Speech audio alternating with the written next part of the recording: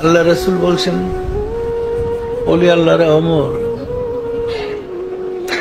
যেহেতু আল্লাহর অলিগণ মরেন না, অমর, জীবিত থাকতে তারা যেমন মানুষ সমস্যা নিয়ে গেলে দেখতেন, মৃত্যুর পরে ওই রকমই দেখেন। যেগুলো সমস্যা নিয়ে গিয়ে কান্নাকাটি করেন, শুধু আপনার সাথে কথা বলে না, কিন্তু মাকসুদ পূর্ণ করে দেয়। দেয় না? দেয় না? যদি মৃত্যু থাকতো তাহলে পূর্ণ করে দেয় কিভাবে? হুজুরা তো ওলি আল্লাহ বুঝে না, এরা মাজার বুঝে না, কই কবর। রাসূলের রোজা কেউ বলে কবর। রাসূলের রোজা যদি কবর হয়, এই হুজুরের কবরটা কি হবে? যে হুজুররা রাসূলের রোজা শরীফকে কবর বলে, এই হুজুররা তাদের যেখানে কবর দেওয়া হয় এটাকে কি বলবে?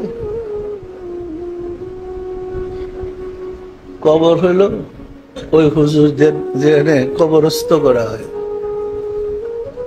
আর যারা মহাজ্ঞানী, যারা আল্লাহ প্রাপ্ত সাধক, তাদের কবরকে রওজা শরীফ বলে। রওজা শব্দের অর্থ ফুলের গ্রান। রওজা শব্দের অর্থ ফুলের গ্রান। আপনারা রওজা শরীফে গিয়ে দেখেন, ওইখানে যখন সালাম দিবেন একটা মিষ্টি গ্রান আপনার কাছে আসবে। আসে না? আসে না?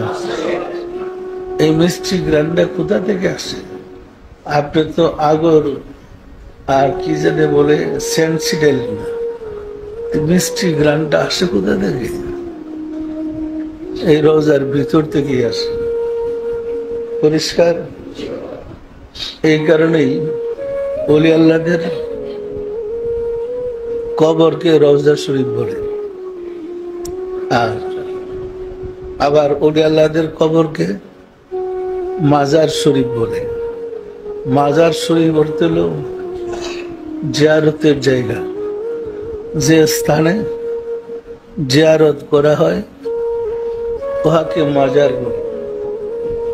আমাদের দেশে মাজারটাই বহু প্রচারিত। ওলি আল্লাহদের কবরকে মাজারই বলে। মাজার অর্থ জিয়ারতের স্থান, যে স্থানে জিয়ারত করা হয়। কোথায় জিয়ারত করা হয়? মাজার শরীফে। কেন? এর ভিতরে আল্লাহর বন্ধু আছে, আল্লাহর ওলি আছে, যা মকসুদ পূর্ণ হয়।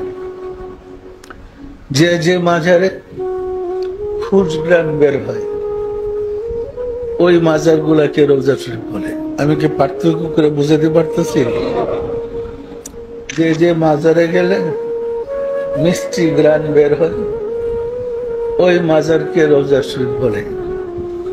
আর যে মাজারে মিষ্টি গ্রান বের হয় না, কিন্তু প্রার্থনা মোনাজাত করলে মকসুদ পূর্ণ হয়, সেই মাজারকে মাজার শরীফ বলে।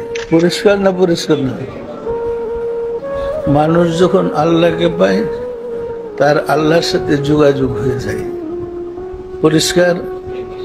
সম্মানিত আশিক রাসূলেরা, সুতরাং আমাদের ওলি আল্লাহদেরকে শ্রদ্ধা করতে হবে। এই কারণে ওলি আল্লাহরা আল্লাহর বন্ধু। কার বন্ধু? তো যারা আল্লাহর বন্ধু, তাদের জিয়ারতে গেলে আপনার আল্লাহ খুশি হন, আল্লাহ আপনার মাকসুদ পূর্ণ করে দেন।